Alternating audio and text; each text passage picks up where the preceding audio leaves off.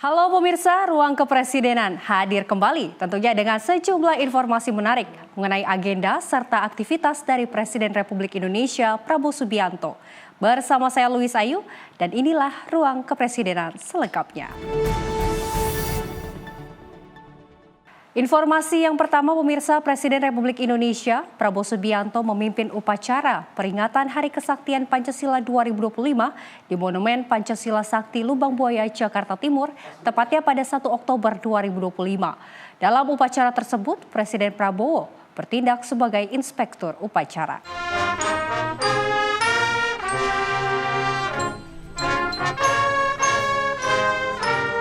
Presiden RI Prabowo Subianto menjadi inspektur upacara peringatan Kesaktian Pancasila di Monumen Pancasila Sakti Lubang Buaya, Jakarta Timur pada Rabu 1 Oktober 2025. Upacara Kesaktian Pancasila digelar sekitar pukul 8.00 waktu Indonesia Barat. Tampak terlihat Prabowo mengenakan setelan jas abu-abu, dasi biru peci hitam dan kacamata hitam. Pancasila.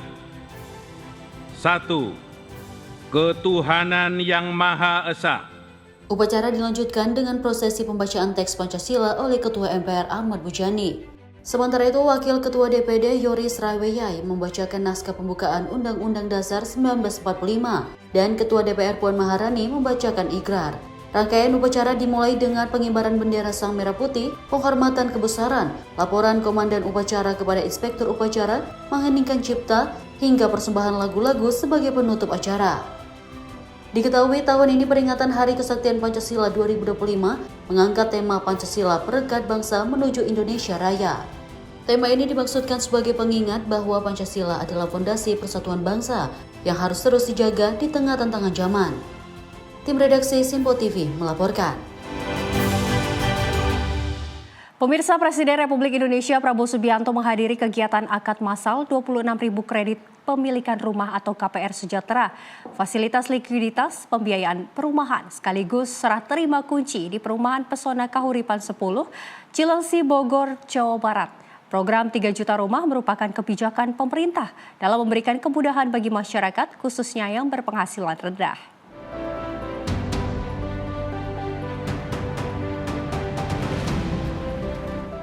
Presiden RI Prabowo Subianto menghadiri kegiatan akad massal 26.000 kredit pemilikan rumah atau KPR Sejahtera Fasilitas Likuiditas Pembiayaan Perumahan atau FLPP, sekaligus serah terima kunci di Perumahan Pesona Kahuripan 10 Cilengsi, Bogor, Jawa Barat pada Senin. Berdasarkan pantauan di lokasi, Presiden Prabowo tiba pukul 14.45 WIB, mengenakan kemeja safari berwarna krem dan celana hitam serta kopiah hitam. Prabowo tampak didampingi Menteri Perumahan dan Kawasan Permukiman Marwarar Sirait, Menteri Sekretaris Negara Prasetyo Hadi, Wakil Menteri Komunikasi dan Digital, yang juga Kepala Badan Komunikasi Pemerintah Anggaraka Prabowo, Komisioner BP Tapera, Heru Pudyo Nugroho, dan Sekretaris Kabinet Teddy Indrawijaya.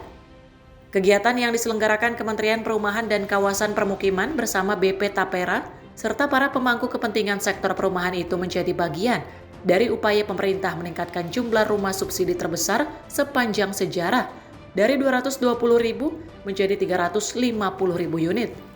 Program tersebut juga merupakan hasil kebijakan pemerintah dalam memberikan kemudahan bagi masyarakat berpenghasilan rendah atau MBR melalui pembebasan persetujuan bangunan gedung atau PBG dan bea perolehan hak atas tanah dan bangunan atau BPHTB, serta pemberian fasilitas pajak pertambahan nilai ditanggung pemerintah PPNDTP. Dalam kegiatan itu, akad massal melibatkan 25.000 unit rumah bagi MBR debitur KPR FLPP dari berbagai segmentasi. Sebanyak 200 MBR mengikuti secara luring, sementara 24.800 MBR lainnya bergabung secara daring dari 90 titik lokasi perumahan di 30 provinsi di seluruh Indonesia. Dari Jakarta, Dio Malau, Simpo TV melaporkan. Kita beralih ke informasi lainnya pemirsa. Menteri Transmigrasi Muhammad Iftithah Sulaiman Suryanagara menyampaikan bahwa Presiden Republik Indonesia Prabowo Subianto menginginkan desa-desa di Indonesia berkembang menjadi desa mandiri seperti di Eropa.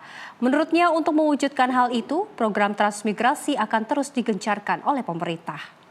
Menteri Transmigrasi Muhammad Iftithah Sulaiman Suryanagara mengungkapkan bahwa Presiden Republik Indonesia Prabowo Subianto menginginkan desa-desa di Indonesia bisa menjadi desa-desa mandiri seperti di Eropa. Menurutnya, desa mandiri adalah desa yang swasembada pangan, energi, air, dan juga terdapat pusat pertumbuhan ekonominya serta kegiatan ekonominya.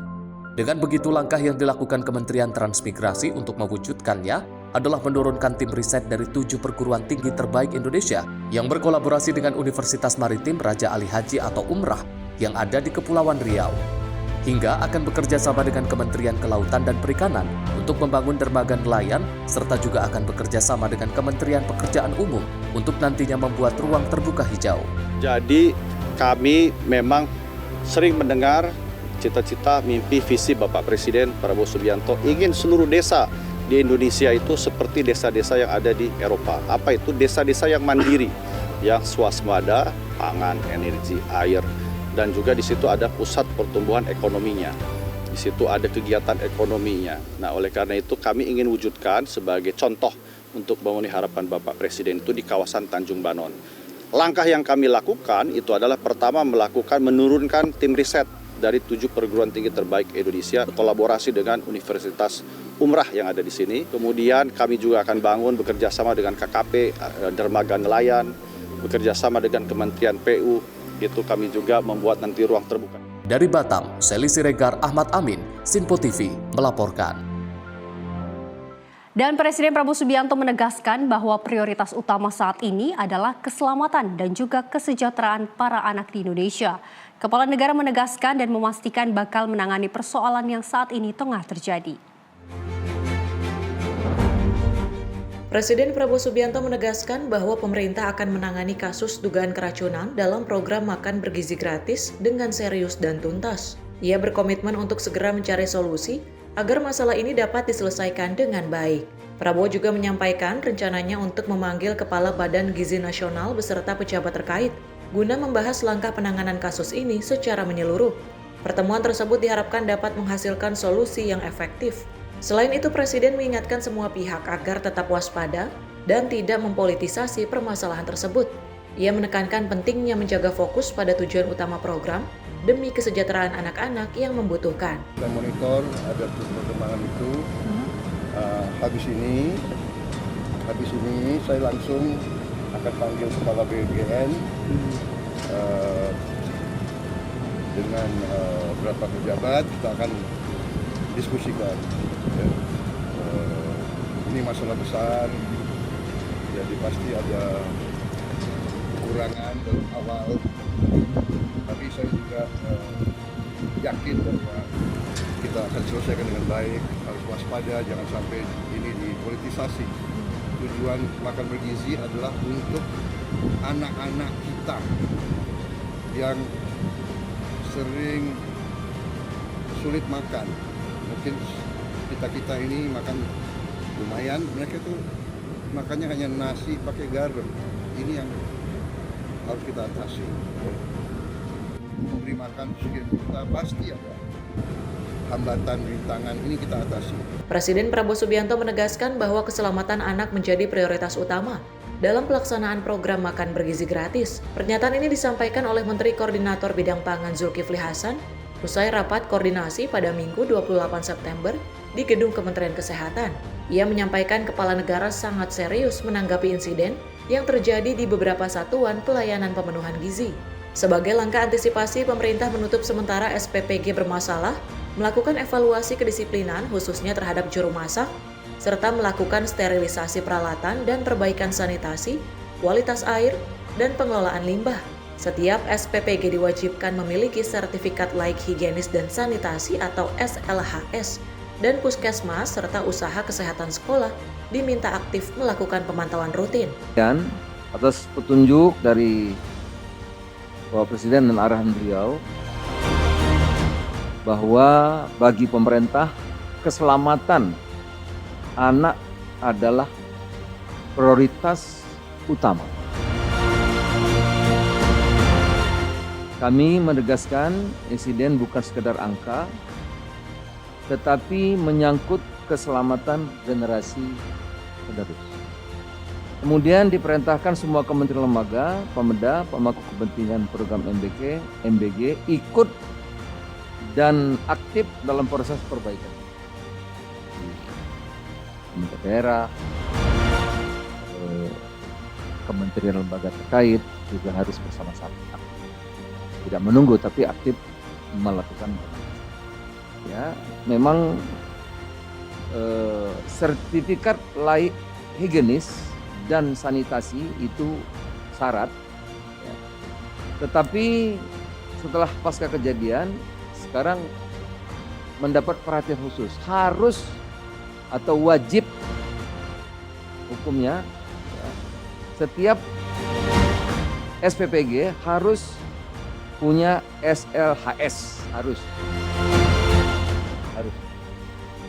akan dicek, karena kalau tidak ada ini nanti kejadian lagi karena keselamatan adalah anak-anak kita itu adalah produk utama.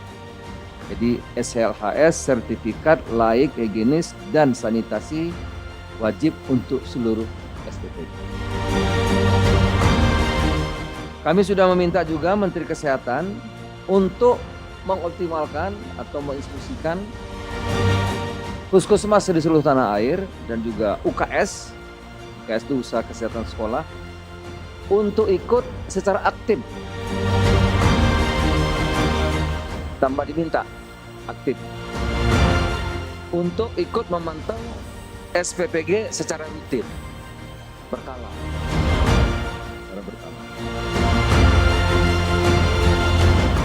Saudara-saudara sekalian, semua langkah ini diambil secara terbuka agar masyarakat yakin bahwa makanan yang disajikan aman, bergizi bagi seluruh anak Indonesia. Sementara itu, Menteri Dalam Negeri Tito Karnavian menyampaikan bahwa koordinasi akan dilanjutkan dengan rapat teknis untuk membahas standar sertifikat tersebut. Pemerintah berkomitmen menjalankan langkah-langkah ini secara terbuka dan berkelanjutan agar masyarakat yakin makanan yang disajikan dalam program MBG benar-benar aman. Kemendagri akan Zoom meeting dengan seluruh kepala daerah, kemudian Kepala Dinas Kesehatan, Kepala Dinas Pendidikan, serta Sekda. Nanti juga akan dihadiri langsung oleh Pak Menkes yang akan memberikan arahan teknis kepada Kepala Dinas Kesehatan, juga ada dari BGN. Tim redaksi Sinpo TV melaporkan. Pemirsa, pemerintah menghadirkan program rumah subsidi guna memudahkan masyarakat berpenghasilan rendah memiliki hunian yang layak. Program ini juga membuka peluang kerja bagi para pekerja konstruksi di proyek pembangunan perumahan.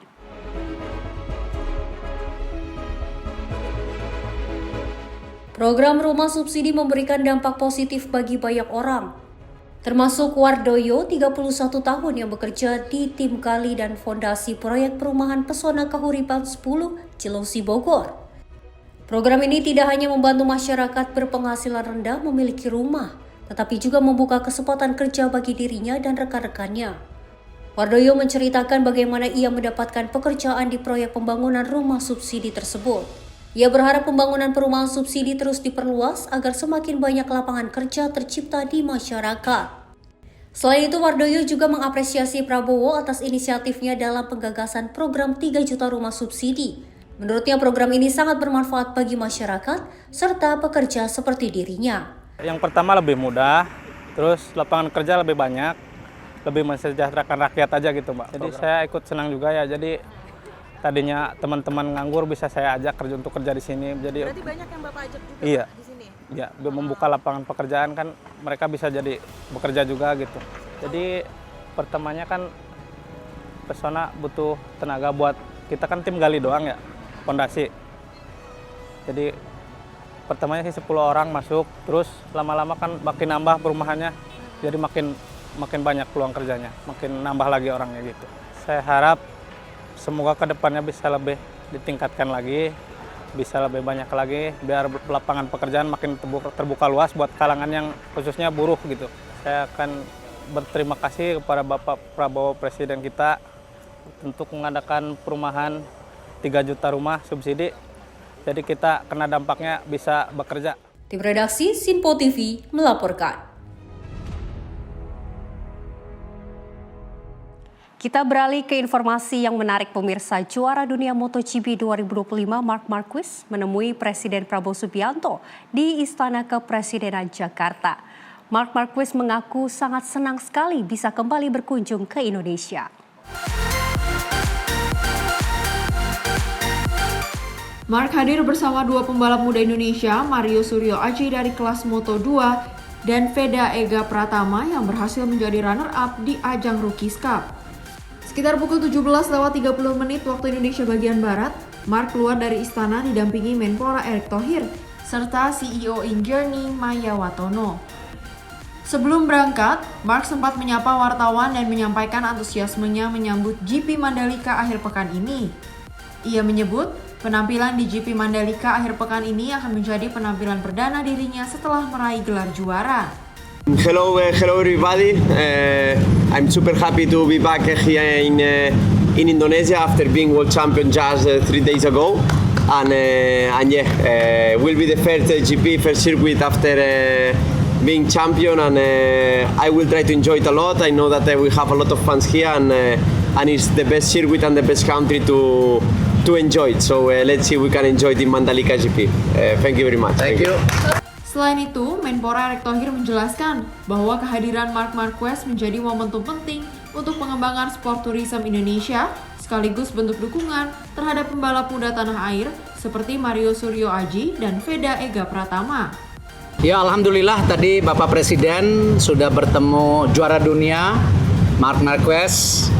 Dia menyampaikan Marc kepada Bapak Presiden ini sebuah kehormatan bisa ketemu Bapak Presiden, dan kita lihat dia Indonesia dalam membangun sport tourism ini sangat-sangat dibutuhkan ke depan, dan ini menjadi bagian tadi pembangunan juga tidak hanya sport tetapi juga tentu buat ekonomi secara menyeluruh.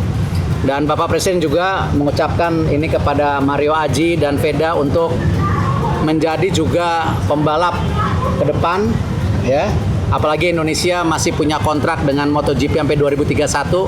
Jadi kesempatan juga tadi tidak hanya menonton melihat, tapi kita melahirkan juga generasi muda ke depan. Sekarang Mario udah di Moto2, Veda akan ke Moto3. Amin gitu. Amin. Jadi ini yang kita harapkan. Terima kasih. Dari kami nanti yang ditugaskan dari Pak Menporanya. Ya, salah satunya memang tadi kan satu sport tourism harus ditingkatkan karena impact-nya tidak hanya untuk olahraga tapi juga ekonomi.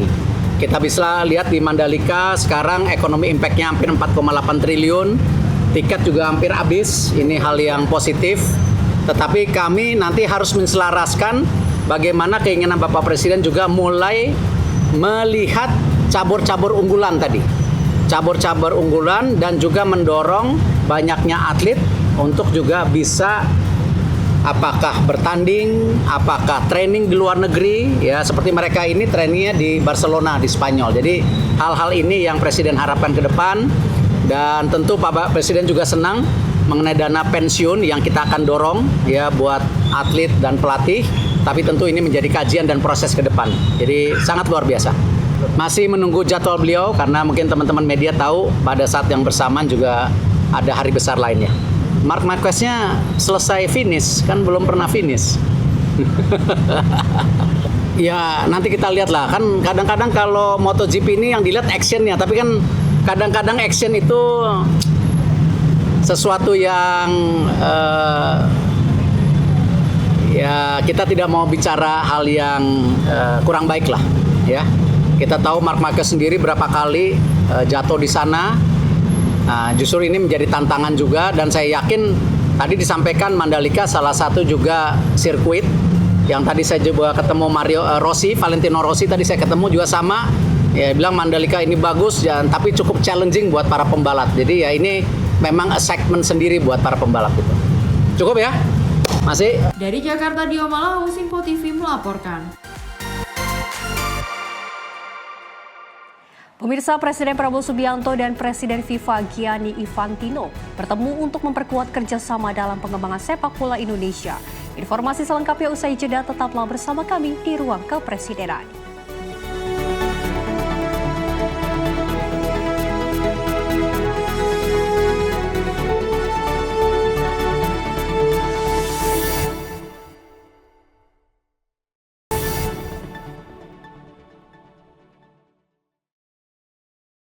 Terima kasih pemirsa, Anda masih bersama kami di Ruang Kepresidenan dan informasi kami lanjutkan.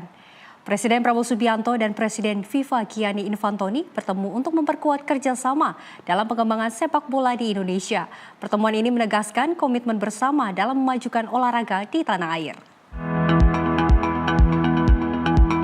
Pada Rabu 24 September 2025, Presiden Republik Indonesia Prabowo Subianto menggelar pertemuan dengan Presiden FIFA Gianni Infantino di New York, Amerika Serikat.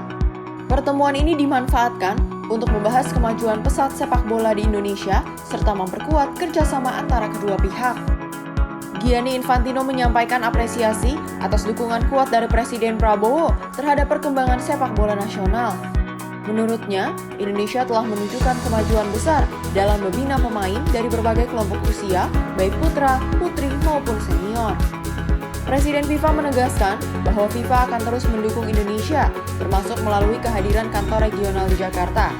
FIFA juga berharap hubungan kerjasama dengan Indonesia dapat diperkuat sebagai bagian dari pengembangan sepak bola dunia. I was honored and had the great pleasure to meet the President of Indonesia, great friend, a great friend of football, of course, as well, a man of his word, a man that does what he says. I know him now for some time already, and what he has done, what he's doing for football in a great football country like Indonesia is absolutely unique. Himself with his government, with of course Eric Thohir, who is also a great friend. They have done incredible for Indonesia, for Indonesian football, for girls, for boys, for youth, for seniors, but most importantly for the passion and the heart of all the people. Everyone dreams about being part of football. Football is touching the hearts of the people, is touching the emotions of the people, and this is what has happened in the last few years and in the last few months even more. So Indonesia has done great. It is in the world the country who has made the biggest progress in such a short time frame. Thanks to the people, thanks to the president, thanks to the investments, thanks to the passion of each and every Indonesian. That's why I'm here. That's why FIFA, we will continue to support, to invest, to be part of Indonesia. We have an office in Jakarta, and we are looking forward to continue this fantastic collaboration for Indonesia, for the whole of ASEAN, for Asia, but for the entire world. Tim redaksi Simpo TV melaporkan. Informasi lainnya pemirsa, Perdana Menteri Kanada Mark Carney menyambut kunjungan resmi dari Presiden Prabowo Subianto dengan pujian dan juga dukungan penuh terhadap kemitraan bilateral. Kedua negara menegaskan komitmen memperkuat kerjasama, terutama di bidang perdagangan, pertahanan, dan juga keamanan. Perdana Menteri Kanada Mark Carney menyambut hangat kunjungan resmi Presiden Republik Indonesia Prabowo Subianto di Ottawa. Dalam sambutannya, Perdana Menteri Carney menyebut momen ini sebagai tonggak penting dalam mempererat hubungan antara Indonesia dan Kanada. Perdana Menteri Carney menegaskan bahwa Kanada melihat Indonesia sebagai mitra strategis dalam menghadapi tantangan sistem perdagangan global. Ia juga memuji pidato Presiden Prabowo di sidang Majelis Umum PBB yang dianggap penuh inspirasi dan menyambut penandatanganan perjanjian dagang bilateral pertama antara Kanada dan negara ASEAN, yaitu Indonesia-Kanada Comprehensive Economic Partnership Agreement. President Subianto, President Prabowo, thank you for honoring us. Thank you for honoring us with your visit to Canada today.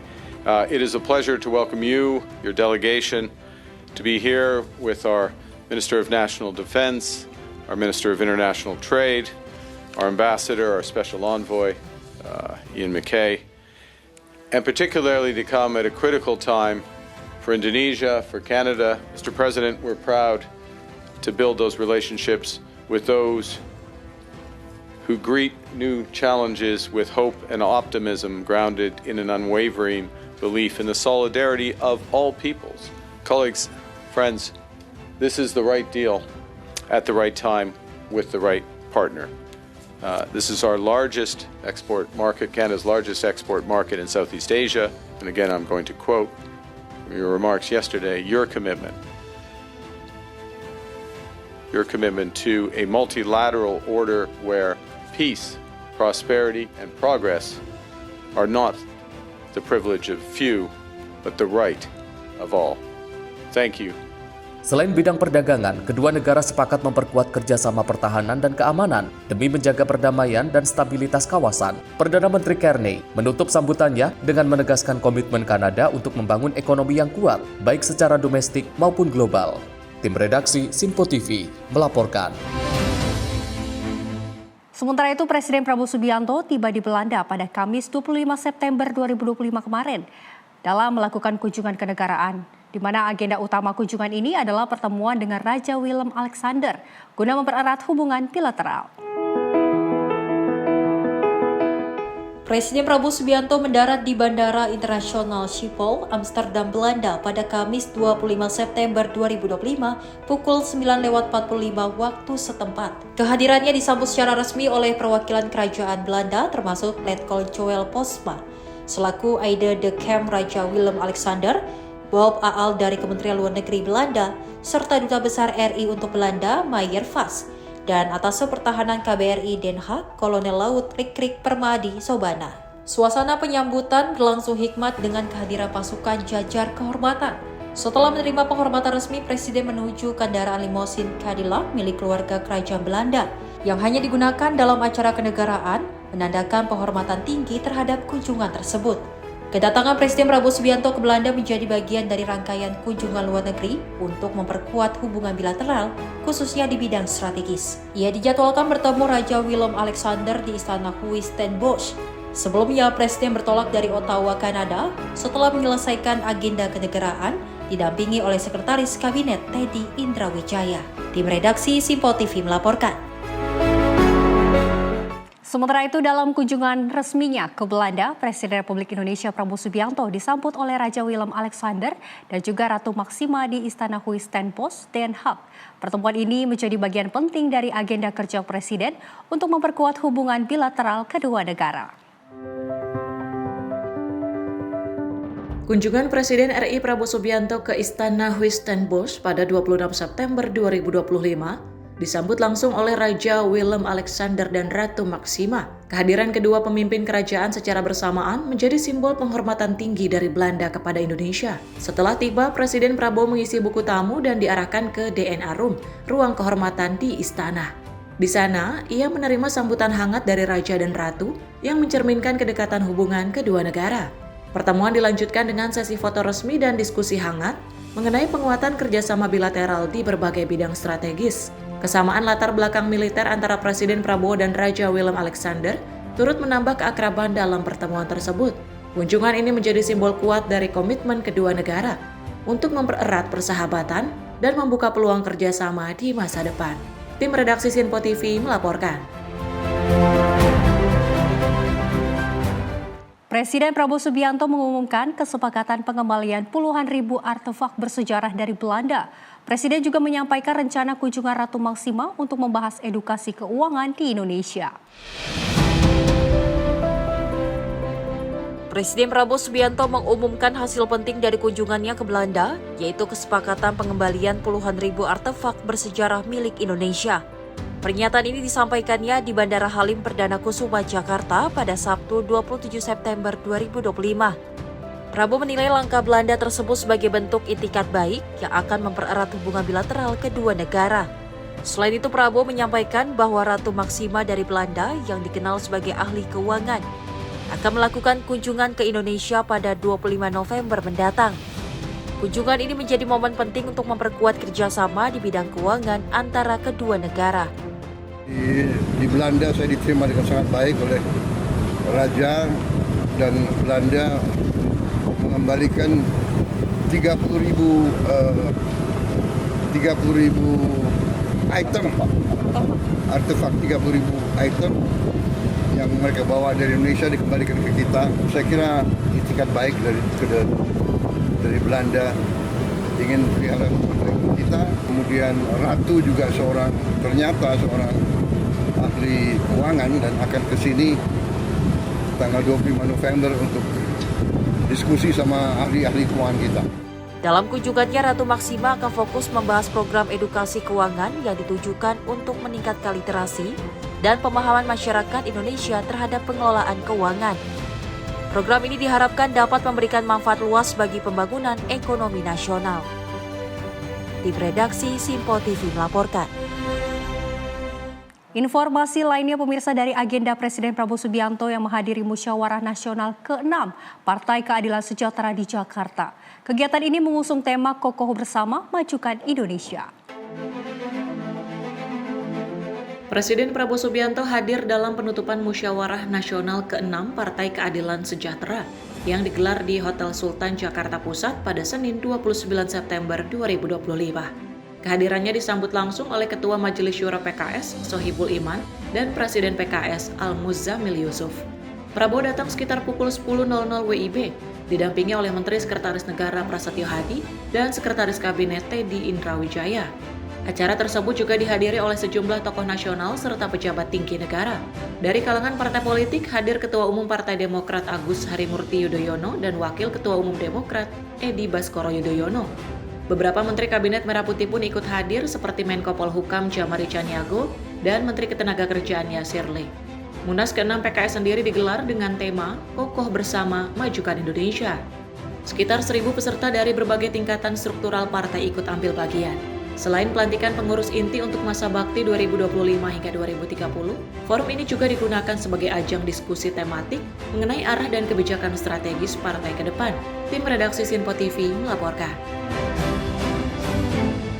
Sementara itu, Presiden Republik Indonesia Prabowo Subianto merasa kagum dengan sikap Partai Keadilan Sejahtera saat memilih bergabung ke dalam koalisi pemerintah. Menurutnya, langkah PKS yang mengajukan seorang akademisi dari Institut Teknologi Bandung sebagai calon menteri, alih-alih tokoh politik partai, menunjukkan tanggung jawab besar terhadap bangsa dan juga negara. Presiden Prabowo Subianto merasa kagum dengan sikap Partai Keadilan Sejahtera saat memilih bergabung ke dalam koalisi pemerintah.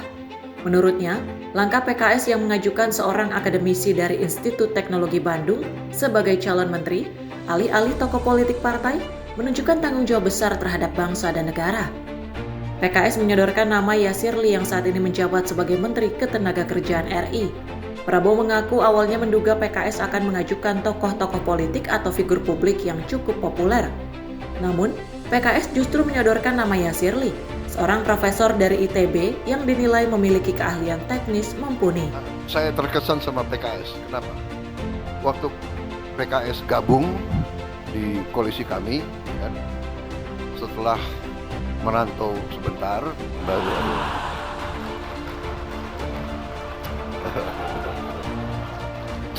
setelah gabung, ya kan,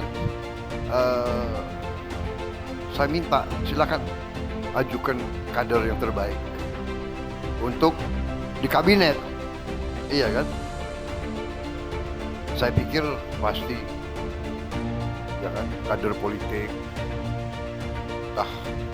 tokoh-tokoh yang terkenal, yang disampaikan profesor dari ITB. PKS ini juga punya suatu rasa tanggung jawab besar kepada negara. Yang diajukan teknokrat, ya, teknokrat. Walaupun saya percaya di semua partai banyak juga yang teknokrat yang capable dan saya alhamdulillah terima. Jadi saudara, terima kasih PKS sampai sekarang yang sudah tunjuk berprestasi, bekerja dengan sangat baik. Prabowo meyakini semua partai politik sebenarnya banyak teknokrat yang berkompeten dan mampu mengabdi bagi negara.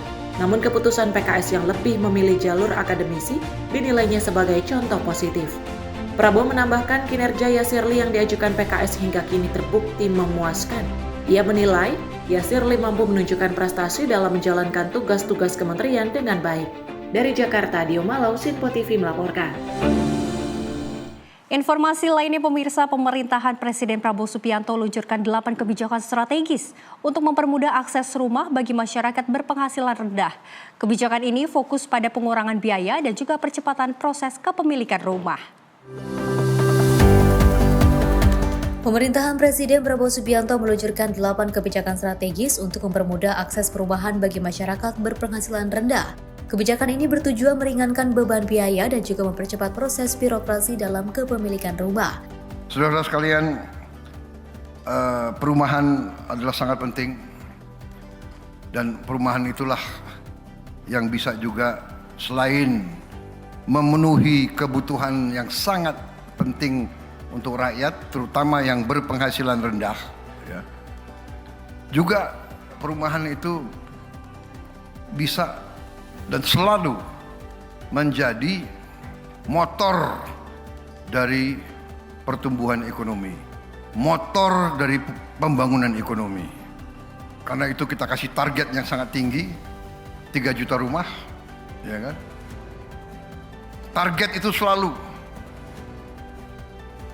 tinggi. Target itu memang harus kita kejar, harus kita capai. Beberapa kebijakan utama meliputi pembebasan BPHTB untuk pembelian rumah pertama, penggratisan dan juga percepatan izin bangunan, serta penanggungan PPN oleh pemerintah untuk rumah di bawah 2 miliar rupiah. Pemerintah juga menurunkan giro wajib minimum dari 5% menjadi 4% guna mendongkrak likuiditas perbankan dan juga meningkatkan kuota LPPP menjadi 350.000 unit per tahun untuk memperluas pembiayaan perubahan. Selain itu, keterlibatan sektor swasta didorong melalui program BSPS dan juga FLPP yang kini juga dapat diakses lewat bank swasta. Program FLPP diperluas untuk pekerja informal seperti ART, guru dan juga buruh pabrik agar lebih banyak lapisan masyarakat dapat memiliki rumah yang layak. Tim redaksi Simpo TV melaporkan. Pemirsa, Presiden Prabowo Subianto mengecam praktik korupsi sistematik yang merugikan negara. Dan informasi selengkapnya usai jeda, tetaplah bersama kami di Ruang Kepresidenan.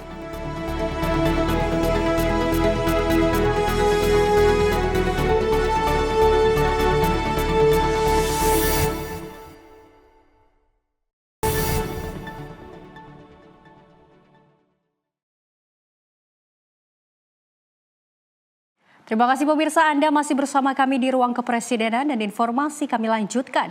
Presiden Prabowo Subianto mengecam praktik korupsi sistematik yang merugikan negara hingga triliunan rupiah setiap tahun. Prabowo mengajak seluruh partai politik termasuk PKS bersatu melawan korupsi demi kesejahteraan bangsa.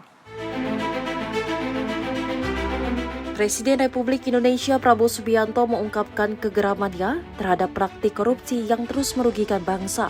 Dalam pidatonya di Musyawarah Nasional ke-6 Partai Keadilan Sejahtera di Jakarta, Prabowo menyebut koruptor bisa menggerogoti keuangan negara hingga 2-3 triliun rupiah setiap tahunnya.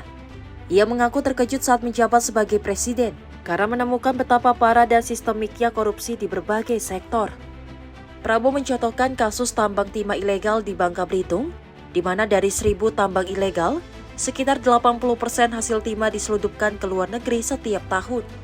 Ia menegaskan telah memerintahkan TNI, Polri, dan Bea Cukai untuk menutup seluruh aktivitas ilegal tersebut. Dari penindakan itu, negara diperkirakan bisa menghemat hingga 22 triliun rupiah pada akhir 2025 dan mencapai 45 triliun rupiah pada tahun 2026. Dalam pidatonya, Prabowo menekankan bahwa hanya dengan pemerintahan yang bersih, Indonesia bisa bangkit dan mesejahterakan rakyat. Ia pun menyerukan semua elemen termasuk partai politik seperti PKS untuk bersatu melawan korupsi dan penyimpangan sistemik yang selama ini dinikmati oleh segelintir pihak. Koruptor itu brengsek, dia nyolong berat. Ada yang nyolong 2T, ada yang nyolong 3T. Ya kan saya lihat banyak geleng-geleng kepala. Kalau saya cerita berapa ratus T uang negara yang hilang hampir tiap tahun, mungkin kalian nggak geleng-geleng kepala lagi. Ini pinternya orang pinter. Repotnya orang pinter itu sering pinter nyolong. Aku heran juga gimana caranya itu. Jadi saudara-saudara, yang paling parah adalah sistem yang dibuat dan kelengahan elit kita selama ini, sehingga kekayaan kita terkeruk. Tapi saya bertekad, saya harus tegakkan pemerintah yang bersih.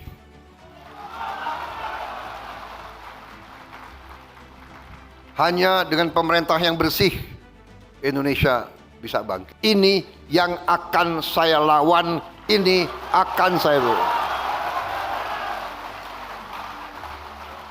Dan saya berharap saudara-saudara sekalian, semua partai politik termasuk PKS bersama saya, mari kita lawan ini. Tim redaksi Simpo TV melaporkan.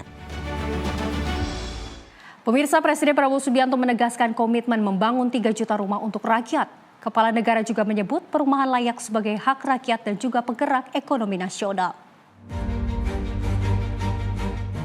Dalam acara akad massa 26.000 KPR, FLPP, dan serah terima kunci di Pesona Kahuripan 10, Cilengsi Bogor, Presiden Prabowo Subianto juga menegaskan komitmen pemerintah untuk memperjuangkan hak rakyat atas perumahan yang layak. Ia menilai sektor perumahan berperan penting tidak hanya bagi kesejahteraan rakyat, tetapi juga sebagai penggerak pertumbuhan ekonomi nasional. Prabowo juga menegaskan target besar pemerintah dalam pembangunan 3 juta rumah bagi masyarakat. Program ini disebut akan menjadi prioritas dan terus diperkuat sepanjang masa pemerintahannya. Saudara sekalian, perumahan adalah sangat penting, dan perumahan itulah yang bisa juga selain memenuhi kebutuhan yang sangat penting untuk rakyat, terutama yang berpenghasilan rendah, ya.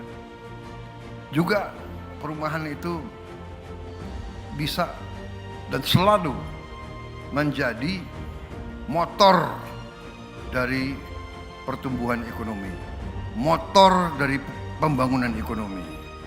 Karena itu kita kasih target yang sangat tinggi, 3 juta rumah, ya kan? Target itu selalu tinggi.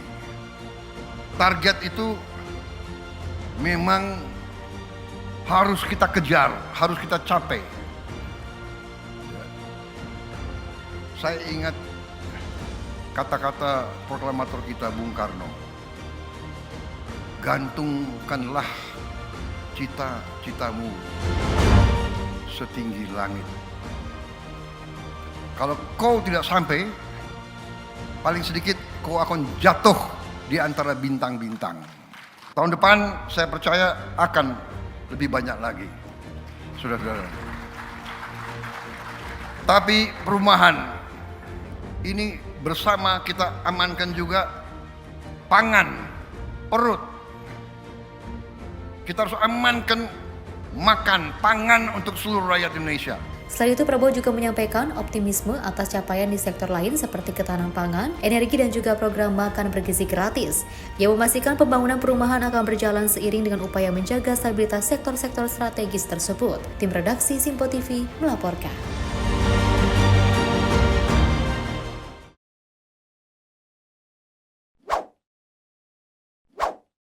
Pemirsa, Presiden Prabowo Subianto pastikan subsidi pupuk disalurkan langsung ke para petani tanpa perantara. Prabowo tegaskan pemerintah akan menindak praktik yang merugikan rakyat dalam distribusi pupuk. Presiden Prabowo Subianto menegaskan bahwa pemerintah berkomitmen menyalurkan subsidi pupuk langsung ke petani tanpa perantara yang rumit. Pernyataan ini disampaikan saat pidato dalam Musyawarah Nasional ke-6 Partai Keadilan Sejahtera di Jakarta pada Senin 29 September 2025. Prabowo mengungkapkan rantai distribusi pupuk yang panjang dan regulasi yang berbelit selama ini menghambat akses petani, sehingga pupuk sering tidak sampai ke tangan yang juga membutuhkan. Ia juga menyoroti adanya kepentingan politik lokal dan keluarga pejabat daerah yang mempersulit proses distribusi. Presiden menegaskan pemerintahannya tidak akan membiarkan praktik-praktik tersebut merugikan rakyat. Ia berjanji akan menegakkan konstitusi dan hukum demi melindungi kepentingan petani dan masyarakat luas. Pupuk sampai ke petani. Tadinya ada 145 peraturan. Harus tanda tangan ini, tanda tangan ini, tanda tangan ini, tanda tangan ini, tanda tangan ini. Habis itu pupuknya menghilang, nggak tahu kemana. Ya, saya pernah diberitahu waktu saya hapus semua itu, saya perintahkan dari pabrik pupuk milik negara, pupuk disubsidi oleh negara, uang rakyat, maka pupuk itu harus langsung ke petani. Jangan terlalu banyak perantara. Dan saya sudah lama jadi orang Indonesia. Saya tahu itu distributor itu ya. Saya tahu itu. Ponakannya bupati,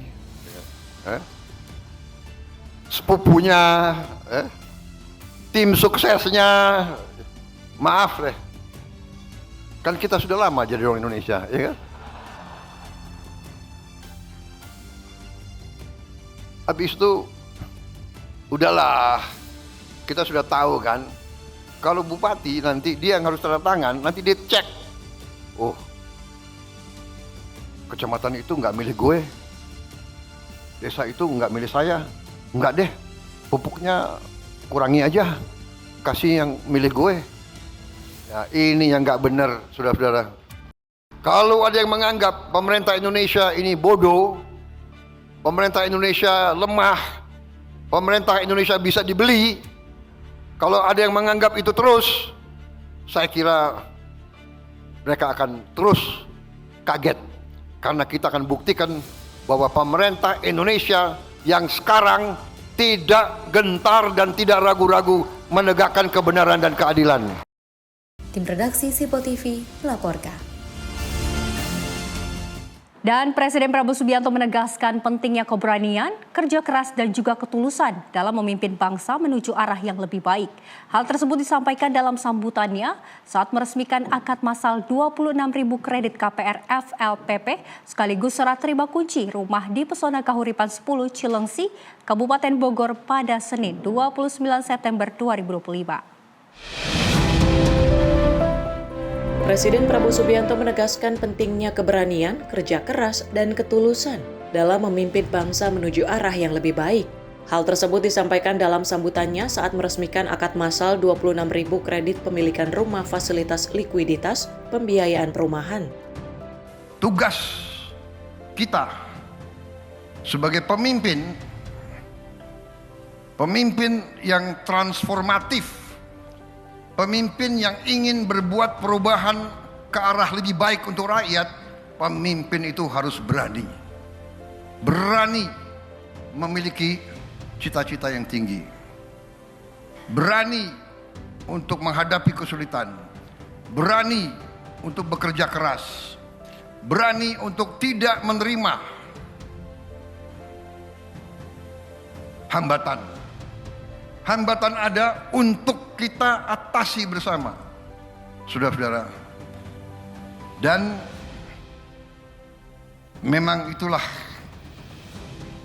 tekad kita. Walaupun kita mengerti dan memahami bahwa kekurangan kita, hambatan kita masih besar. Dalam sambutannya, Presiden Prabowo juga menyoroti kisah inspiratif dua pengusaha perumahan yang berhasil bangkit dari latar belakang sederhana. Salah satunya adalah Angga, pengembang Pesona Kahuripan yang dulu bekerja sebagai office boy.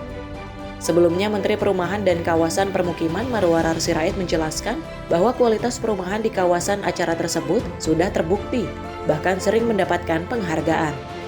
Presiden Prabowo pun kembali menegaskan tekad pemerintahannya untuk menutup kebocoran kekayaan bangsa agar dapat dimanfaatkan sebesar-besarnya bagi rakyat. Kepala negara menekankan bahwa terlalu banyak kekayaan Indonesia yang hilang sehingga tidak dirasakan manfaatnya oleh masyarakat, sehingga perlu diselamatkan agar benar-benar kembali untuk kepentingan rakyat. Tim redaksi Simpo TV melaporkan. Pemirsa, Presiden Prabowo Subianto mengungkapkan bahwa dirinya tidak menyimpan dendam apapun terhadap Anies Baswedan yang pernah menjadi rivalnya saat Pilpres 2024 lalu. Prabowo mengaku bersyukur dan tidak tersinggung, terlebih saat diberi nilai 11 dari 100.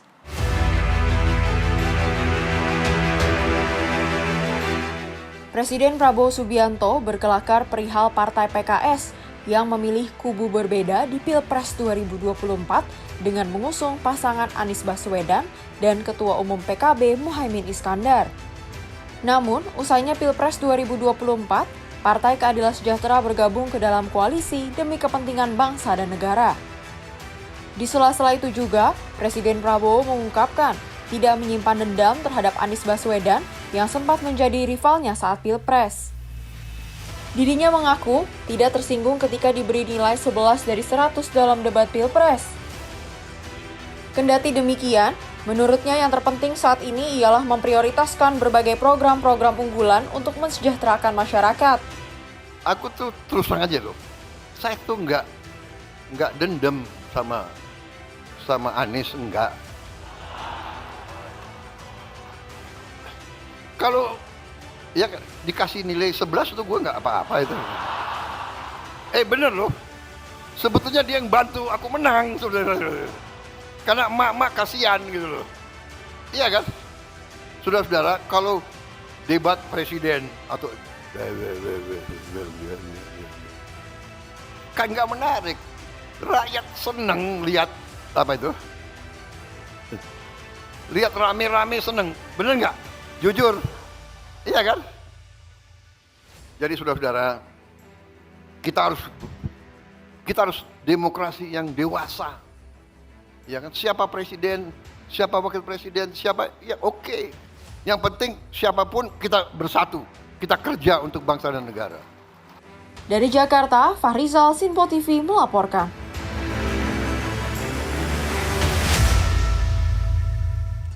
Pemirsa, Presiden Prabowo Subianto mengapresiasi Menteri Perumahan dan Kawasan Permukiman Marwarar Sirait, beserta juga jajarannya atas kinerja mereka mewujudkan program rumah subsidi. Dirinya menyebut Menteri PKP awalnya hanya menjanjikan membangun 25.000 rumah, akan tetapi Marwarar justru membangun 26.000 rumah.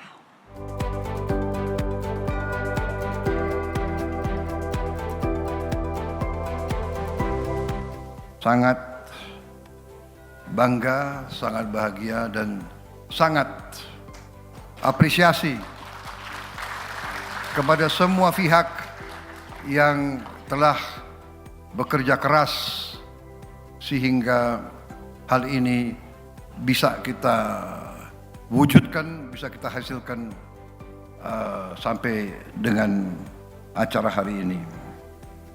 Memang Saudara Marwarar Sirait janji 25.000 rumah pada tanggal 29 September, yaitu hari ini. Saya katakan saya akan hadir.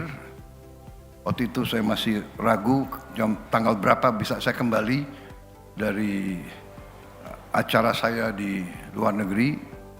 Alhamdulillah keburu, saya tiba tanggal 27 sore hari. Kemudian hari ini saya penuhi undangan Saudara Marwarar.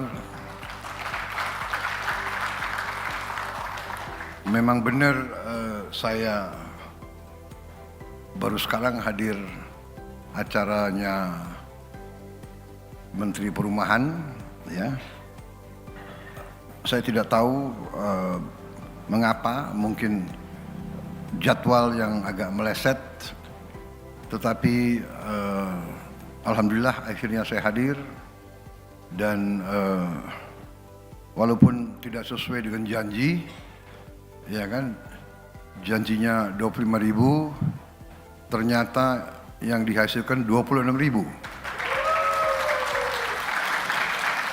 Dan pemirsa, informasi tadi sekaligus menutup perjumpaan kita pada Ruang Kepresidenan edisi kali ini. Saya Louis Ayu mewakili kerabat kerja bertugas pamit undur diri. Terima kasih atas kebersamaan Anda. Sampai jumpa.